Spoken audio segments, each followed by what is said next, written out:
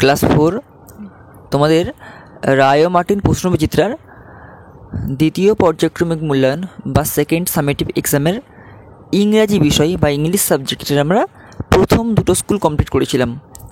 একটা মাঝখানে ইংরেজি একটা গ্যাপ পড়ে গেছে, তার জন্য আমি খুবই দুঃখিত। আজ আমরা 3 নম্বর এবং 4 নম্বর স্কুলটা কমপ্লিট করব।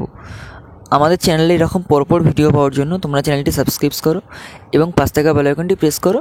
আর তোমরা কিন্তু এই ভিডিওগুলো তোমাদের বন্ধুদের শেয়ার করো, যাতে তারা এই প্রশ্নবিচিত্রটা সম্পূর্ণরূপে কমপ্লিট করে ফেলতে পারে। দেখো 3 নম্বর যে স্কুলটা দিয়ে আছে, Beleghata Deshbandhu high primary school main. Okay, match columns A with columns B.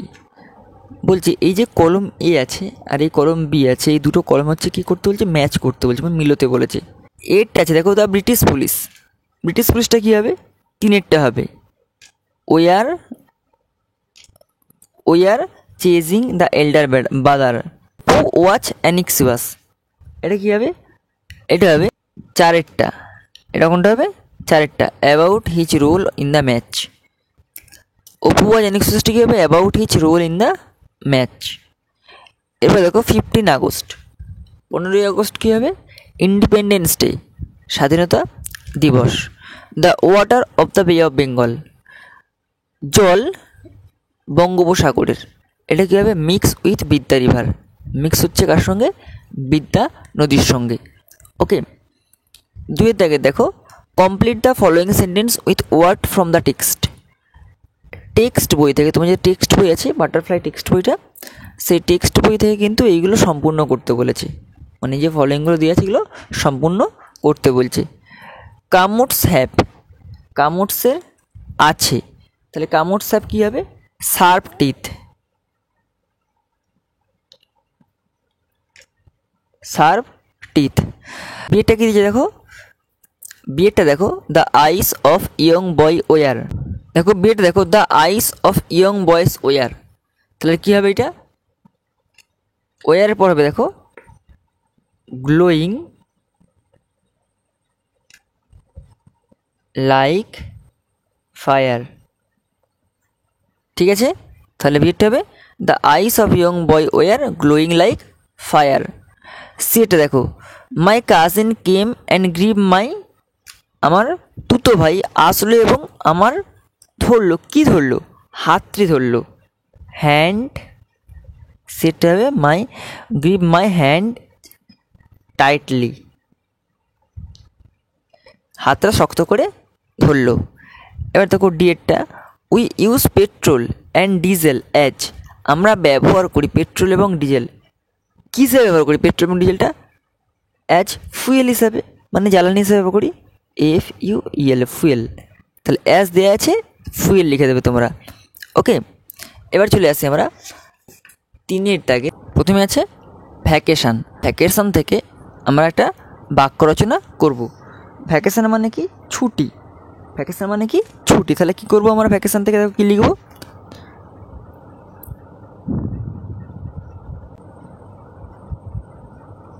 Vacation লিখলাম, লিখবো দেখো, দ্য চিলড্রেন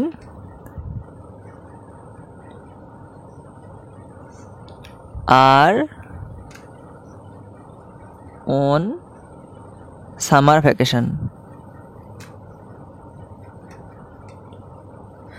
তাহলে কী লিখলাম, the children are on summer vacation, বাচ্চারা গ্রীষ্মের ছুটি কাটাচ্ছে।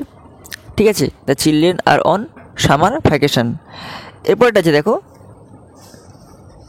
স্যাক্স মানে বস্তা। স্যাক্স মানে কি বললাম, বস্তা। তাহলে কী হবে, bind the sacks before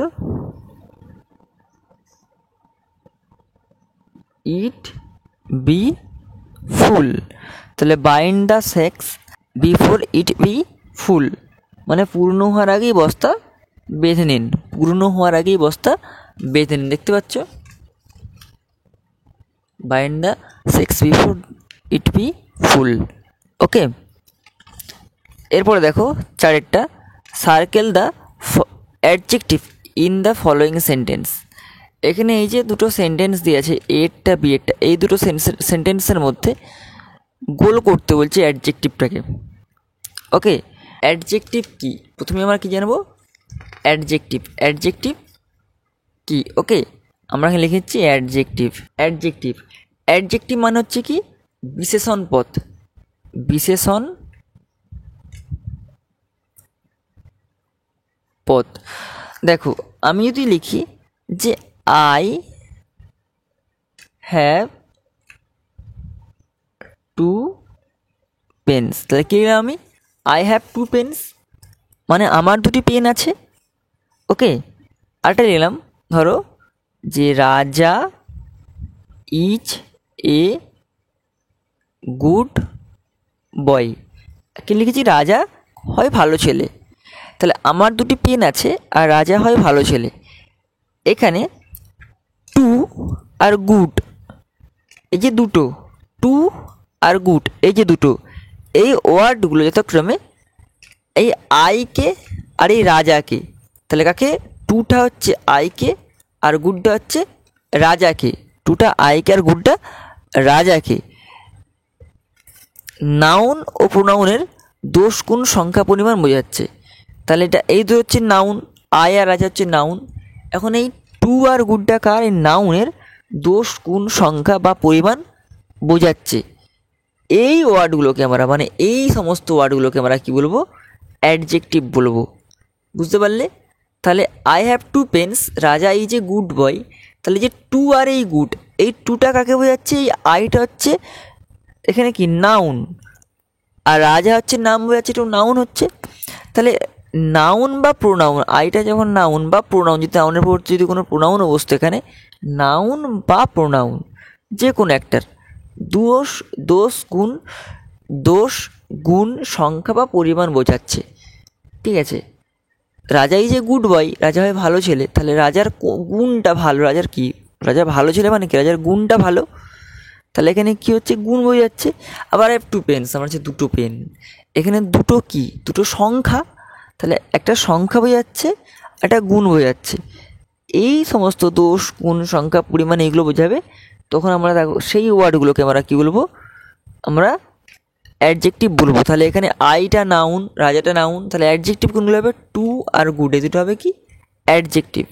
okay, adjective তো অনেক রকম ভাগে ভাগ করে যায়, আমি সেই রকম ডিটেলসে আসছি না, কারণ তোমাদের এটা প্রশ্নবিচিত্রা সলভিং হচ্ছে, কোশ্চেন ব্যাংক সলভিং করছি, আমি এটা গ্রামার সম্পূর্ণ করাতে পারবো না।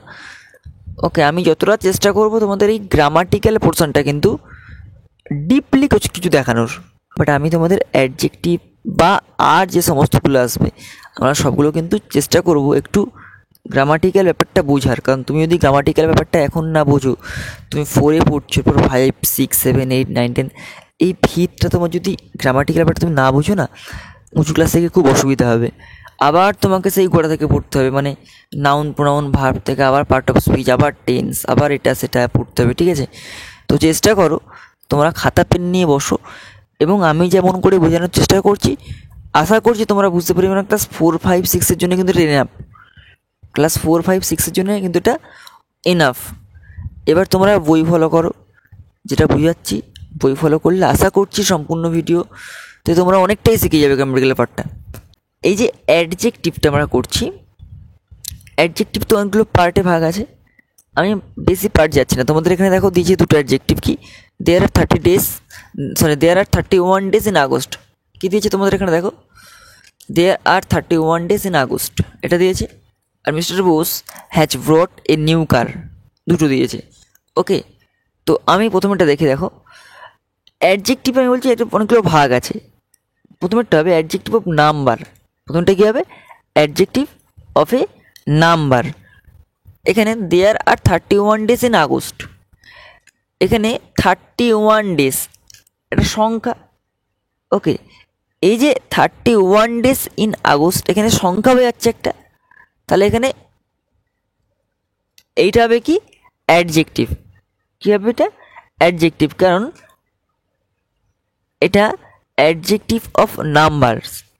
ওকে, আর এটা mister Bose has brought a new কার, এখানে নিউটা হবে, নিউটা কেন হবে, কারণ এটা হচ্ছে adjective of quality, adjective of quality, অর্থাৎ এখানে জিনিসটার কোয়ালিটি, নিউ কার নতুন, গুণ ভালো, তাই তো।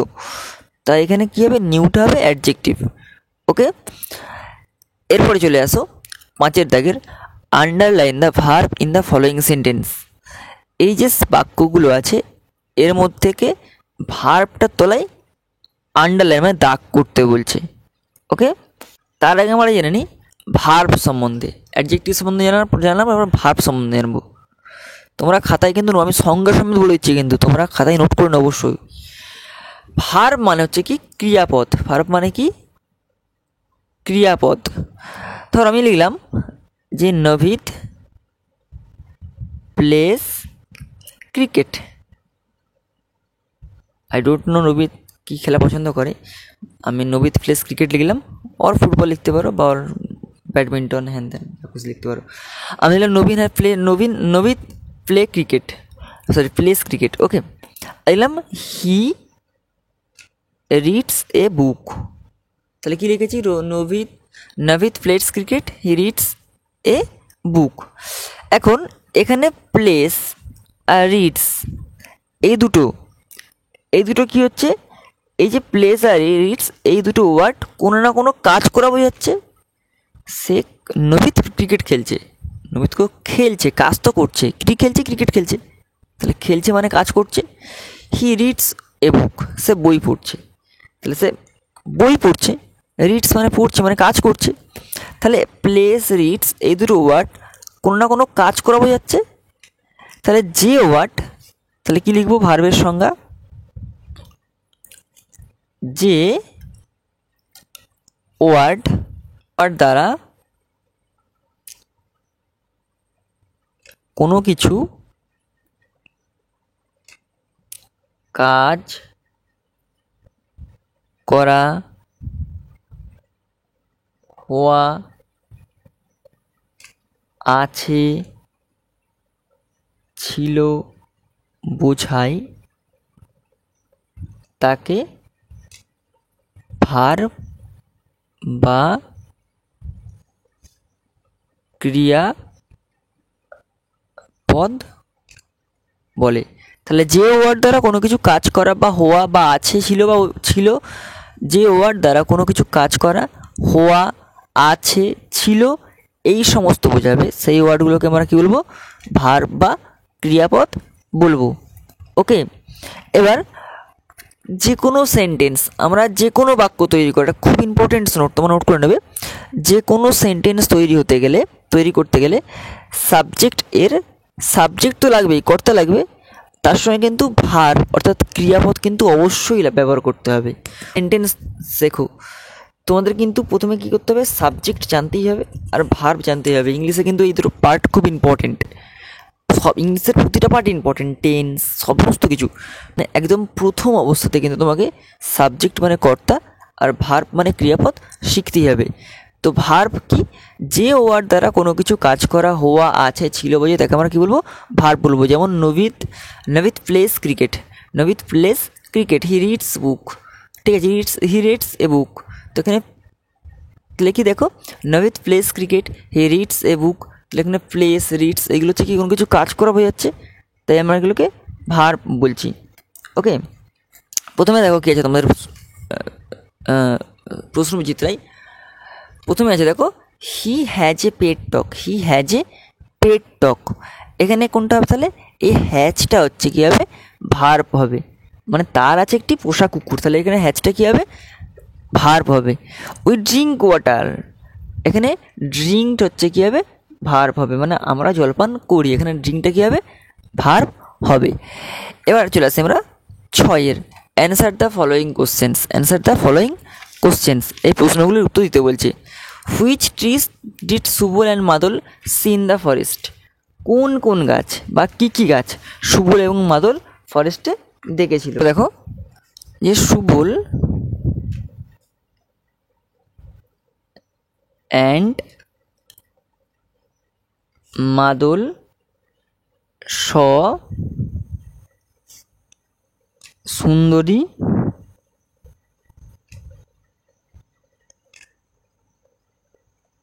হেতাল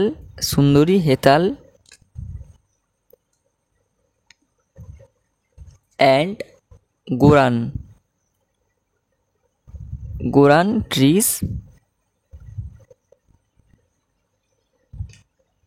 ইন দ্য ফরেস্ট। তাহলে কি দেখেছিল, যে সুবল এবং মাদল দেখেছিল সুন্দরী, হেতাল এবং গোরান গাছ জঙ্গলের মধ্যে। ওকে, এবার দেখো বিয়েরটা, when did Apu give a jerk. When did Apu give a jerk, কখন অপু ঝাঁকুনি দিয়েছিল। তাহলে when did Apu give a jerk মানে কখন অপু ঝাঁকুনি দিয়েছিল। এর উত্তর দেখো কী হবে,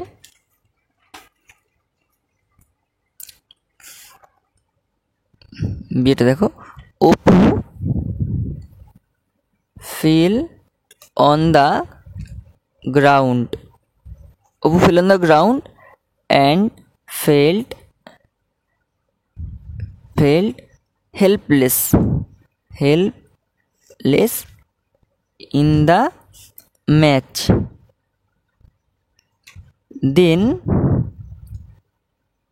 Then he felt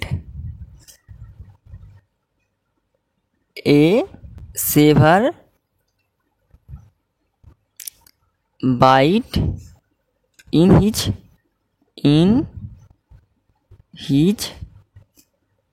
right leg. Right leg to save himself from more bite, he gave a sir কি দেখো, অপু লিখেছে দেখো, এটা Apu fell on the ground and felt helpless in the match, then he felt a severe bite in his right leg to save himself from more bite he gave jerk. মানে অপু মাঠের মধ্যে পড়ে গেল এবং নিজেকে অসহায় বোধ করতে লাগলো। তখন সে তার ডান পায়ে একটা তীব্র কামড় অনুভব করলো, আর কামড় থেকে নিজেকে বাঁচার জন্য সে ঝাঁকুনি দিয়ে উঠল। ঠিক আছে, বুঝতে পারলে এটা? দেখো, তোমরা হয়তো ভাবছো উত্তরগুলো বড় হচ্ছে, কিন্তু অ্যাকচুয়ালি 2 নম্বরের প্রশ্ন। দেখো, প্রশ্নের মান 3টে প্রশ্ন 2 নম্বর। ওকে, তো সেই জন্য ইংলিশে কিন্তু এক্ষেত্রে উত্তরগুলো একটু বড়ই হবে। যদি কোনো টিচার যদি করে যে একদম ছোটো করে লিখে দিল 1 নম্বরের, সেটা কিন্তু দেখো উত্তর হয়তো ঠিক হতে পারে, আমি বলবো না যে উত্তর ভুল হবে, কিন্তু নাম্বারটা ভ্যারি করবে। ওকে, যদি 1 নাম্বার থাকতো সেক্ষেত্রে ছোটো করে লিখলে হয়ে যেত, বাট যেহেতু 2 নাম্বার আছে, আমার মনে হয় যে একটু উত্তরগুলোকে একটু বড় করতে হবে। ওকে, এবার আমরা সিয়ে চলে আসি। হাউ ডিড স্বদেশ escape from the train compartment. স্বদেশ কীভাবে ট্রেনের কামরা থেকে পালিয়েছিল। ওকে, তাহলে এর উত্তর কী হবে, there were a window with broken grilled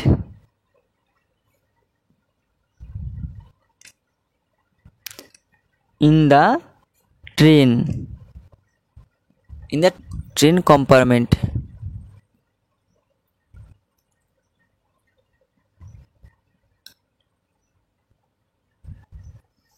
From this window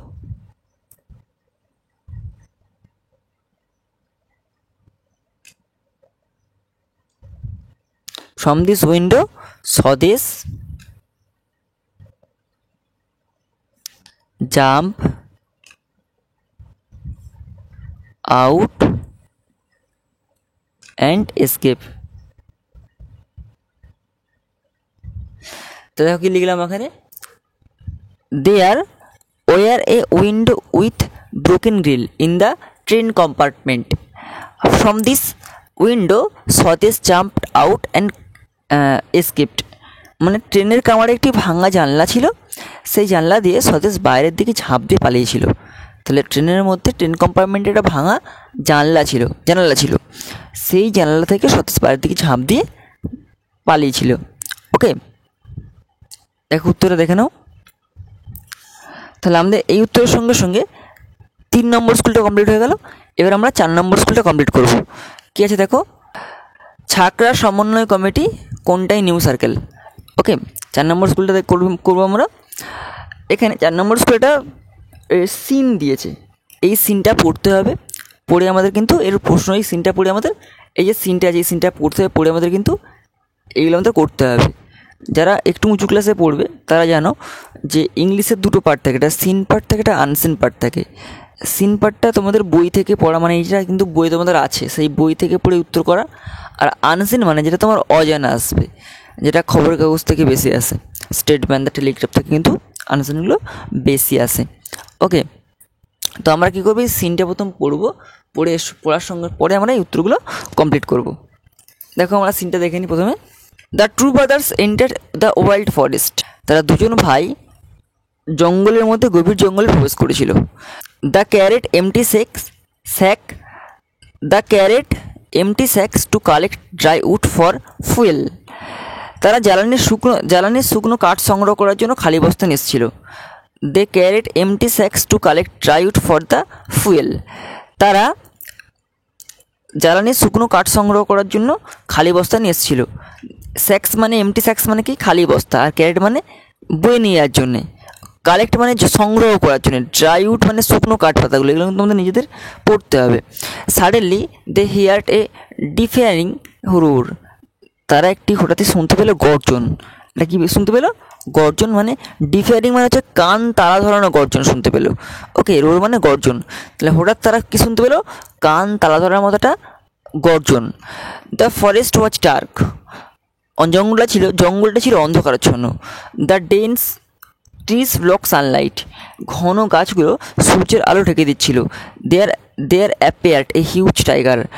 সেখানে তারা দেখলো একটা বিরাট বাঘ। It was large yellow with black stripe. It was large যেটা ছিল বিশাল, ইয়েলো উইথ ব্ল্যাক স্ট্রিপ হলুদ এবং কালো ডরাকাটা। It look out of grey eyes at Subal and Madul. ধূসর চোখে সুবল এবং মাদুলের দিক তাকিয়েছিল। বড়ে মিয়া, সুবল সেট উইথ বড়ে মিয়া। সুবল মিশ্রিত মানে ভয় মিশ্রিত গলায় বলল। ওকে, এবার দেখো কী দিয়েছে এখানে, প্যাসেজটা পড়লাম। এবার দেখো, complete the following sentence with information the passage. এই প্যাসেজ থেকে পড়ে এইগুলো কিন্তু আমাদের এই শূন্যস্থানপূর্ণগুলো করতে হবে। The two brothers carried empty sacks. দুজন ভাই তারা কী করতেন ছিল এখানে বস্তাটা, স্যাক্স টু, এই যে দেখো, to collect dry wood for fuel, এটা হবে to collect dry wood for fuel. Okay, the forest was dark. জঙ্গলটি ছিল অন্ধকার। ওকে, ডিআর কি ডার্ক। এবার দেখো বিয়ের দাগের answer the following questions. Who was Bade Miya? Bade Mia K? Who was Bade Miya? বড়ে মিয়া কে? আমার উত্তর কী হবে? বড়ে মিয়া ওয়াজ এ হিউজ টাইগার। বড়ে মিয়া একটা বড় বাঘ। How did it look? এটা কেমন দেখতে ছিল? ইট ওয়াজ লার্জ, এই যে it was large yellow with black stripe. It was large yellow with black stripes. Okay, এবার দেখো দুই দেখে change the numbers from the following words. কী দিয়েছে দুই দেখে দেখো, change the numbers of the following words মানে বচন চেঞ্জ করতে বলছে, মানে নাম্বার চেঞ্জ মানে কি, বচন পরিবর্তন করতে বলছে। ওকে, দেখো নাম্বারস মানে কি, বচন। আমরা কী করবো, আমরা কী শিখবো? বচন শিখবো। আমি প্রথমে লিখে দিই, হি ইজ এ বয়। সে হয় একটি বালক। হি ইজ এ বয়। আর লিখে দিই, দে আর বয়েস। এখানে বয় আর বয়েস গোল করলাম। সে হয় একটি বালক, আবার তারা দে আর বয়েস তারা হয় বালক। ওকে, এখন এই যে বাক্যগুলো দেখতে পাচ্ছ, এই বাক্যগুলোতে এক বা একাধিক সংখ্যা বের হচ্ছে। বয় মানে একজন, বয়েস অনেকগুলো, তারা মানে কি অনেকগুলো হবে, সেখানে তো একজন খেলা করছে না, অনেকগুলো ছেলে খেলা করছে। তো এখানে কী হচ্ছে, এখানে এক বা একাধিক সংখ্যা বোঝাতে নাউন বা প্রোনাউনের কিছু পরিবর্তন হচ্ছে। ওকে, তাহলে ইংরাজিতে যদি বলে যে বচনের সংজ্ঞা দাও, হোয়াট ইজ ডেফিনেশন অফ বচন বা what is number of definition, তো কী লিখবে দেখো, বচন বা নাম্বার হচ্ছে কি, যে ইংরাজিতে নাউন বা প্রোনাউন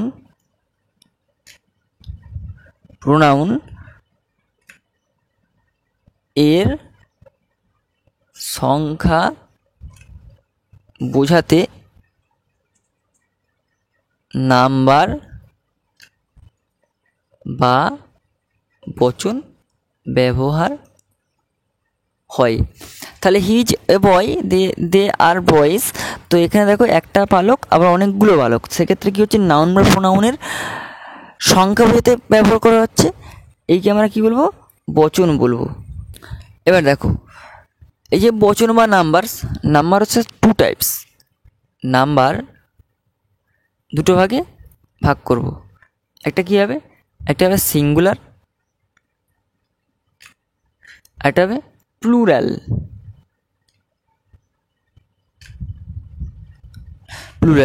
একটা সিঙ্গুলার মানে কি, এক বচন, প্লুরাল মানে বহু বচন। তাই নাম্বার বা বচনকে আমরা দুভাবে ভাগ করছি, একটা সিঙ্গুলার নাম্বার, একটা প্লুরাল নাম্বার। সিঙ্গুলার নাম্বার মানে এক বচন, কি ধরো a man, a cat, a dog, a ox, সবগুলোর ক্ষেত্রে এ এ এ এ মানে সব একটা করে বোঝাচ্ছে। তো এটা কী হবে, সিঙ্গুলার নাম্বার বা এক বচন। প্লুরাল নাম্বার কোনটা হবে, ম্যান থেকে কী হবে, মেন, ক্যাট থেকে ক্যাটস, এস যোগ হচ্ছে ক্যাটস, অক্স থেকে অক্সেন। ঠিক আছে, এগুলো হচ্ছে কি প্লুরাল নাম্বার মানে বহু বচন। ওকে, তাহলে আমরা দেখো তোমাদের বহুবচনের কী করে নিই সেটা। প্রথমে হচ্ছে লিফ থেকে কী হবে পাতাগুলি। তাহলে কী হবে উত্তরটা, পাতাগুলি, LEAVES, লিপস। ওকে, অক্স থেকে কী হবে, অক্সেন মানে কি ষাঁড়, অক্সেন মানে কি বলদ। ওকে, এবার হচ্ছে বাটারফ্লাই। তাহলে কী হবে, বাটারফ্লাইস।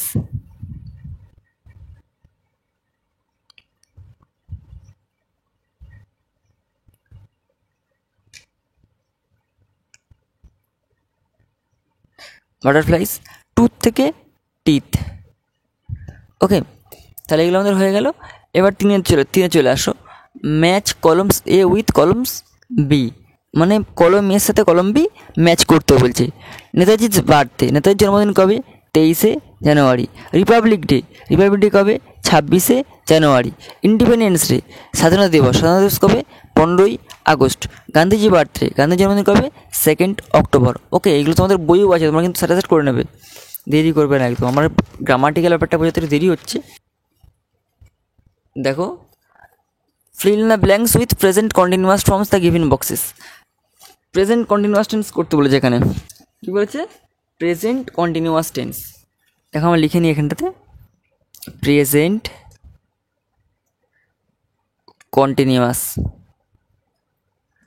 কন্টিনিউয়াস টেন্স মানে কি, ঘটমান বর্তমান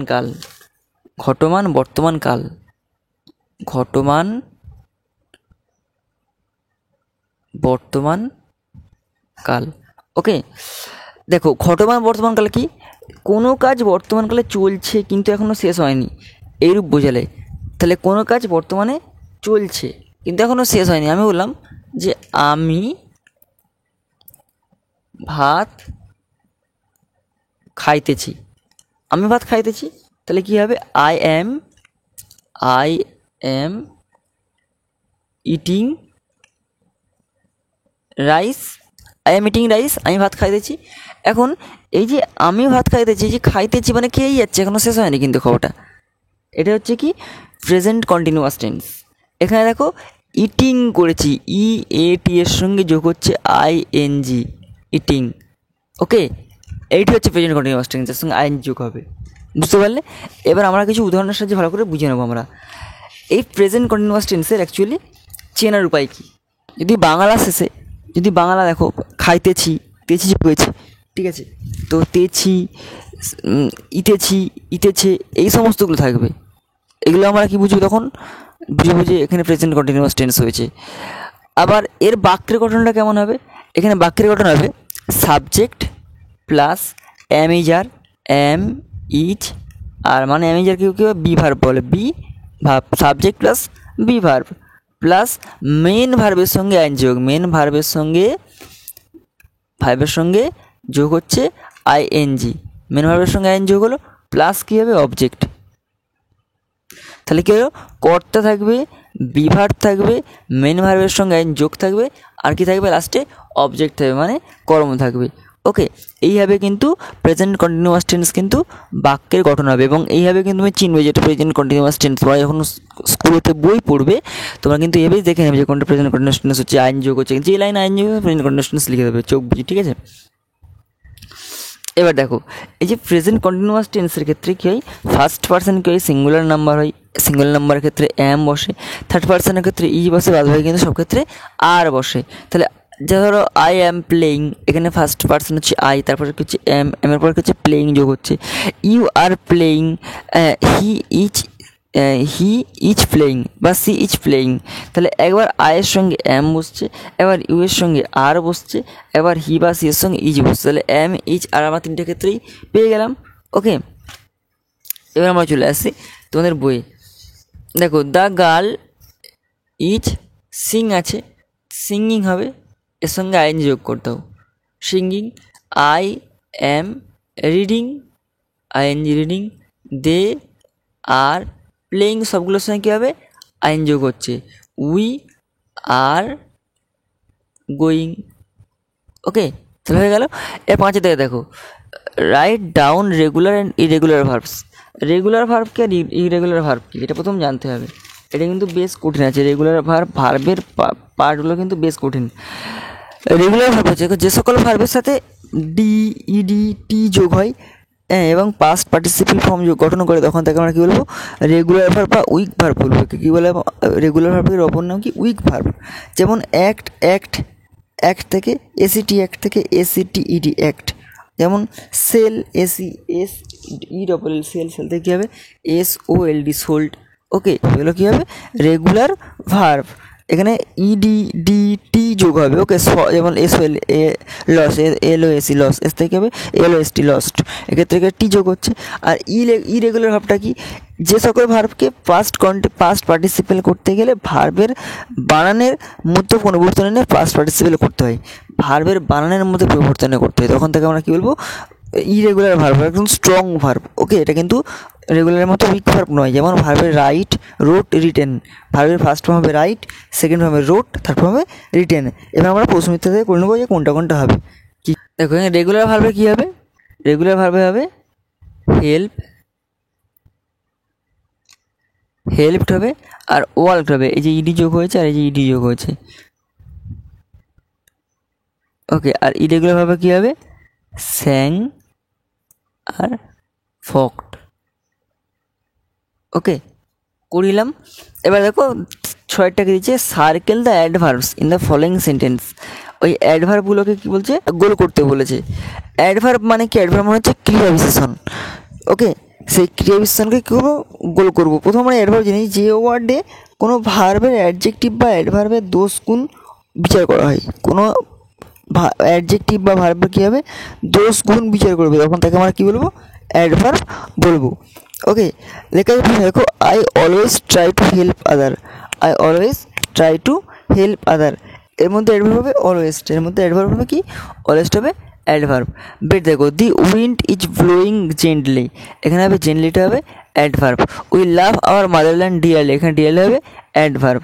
আর এখানে কাম হিয়ার, এই হিয়ারটা হবে অ্যাডভার্ব। ওকে, এবার দেখো 7টা কি, write a few sentence about our national flag or your family. এখানে কিছু বাক্য লিখতে বলছে কি নিয়ে? আওয়ার ন্যাশনাল ফ্ল্যাগ, আমাদের জাতীয় পতাকা নিয়ে, অথবা তোমার পরিবার নিয়ে। দেখো, এটা হচ্ছে আওয়ার ন্যাশনাল ফ্ল্যাগ। দেখো, India is now A free country, every free country has her own national flag we the Indians have also a national flag. It is rectangular size in size. It is a tri-colored flag. There are three parts. The upper portion of the saffron, the middle part is white and the lower portion is green. Saffron means sacrifice of courage. White stand for truth and purity. Green is the symbol of youth and energy. There is a blue wheel or Ashok Chakra in the middle of the white portion. It symbolizes progress and peace. We host the flag on Independence Day and Republic Day. The national flag is the symbol of our country. We must honor our national flag. We shall hold it high forever. 4 নম্বর স্কুলটা complete হয়ে গেল। আমাদের চ্যানেলে এরকম পরপর video পাওয়ার জন্য তোমার চ্যানেলটি সাবস্ক্রাইব করো এবং পাশে বেল আইকনটি প্রেস করো।